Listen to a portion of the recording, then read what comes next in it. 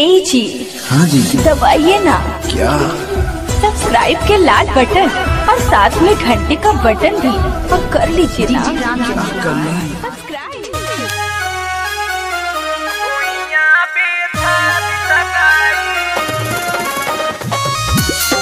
Music by Ravindra Mehta.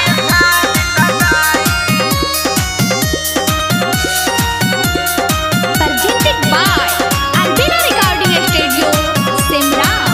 राजा धरेला पांजा झपक के चुसे हटवा के ललिया तू साट के राजा धरेला पांजा झपक के चुसे हटवा के ललिया तू साट के रौराई तनी हम के ओढ़ाली राजाई अरे चर चर करत पलंग के पलाई भुइया बिछा दी चटाई चर चर करत पलंग के पलाई भुइया बिछा दी चटाई।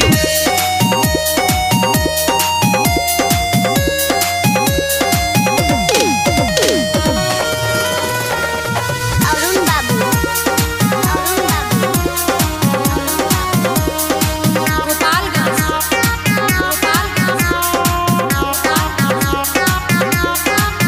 राजा माजा तू लेला साट के बहुते मनमा हमारो खट के देखी मारा जवनिया हिलो रहो अब हटवा तू सारिया के कोरहो रजाया के तू तनी चिपक जाना हो बात कैले आमाऊ तू माना जाना हो अरे धीरे धीरे करी न त कहाँ न जाई अरे चर चर करत पलंग के पलाई भुइया बिछा दी चटाई चर चर करत पलंग के पलाई भुइया बिछा दी चटाई।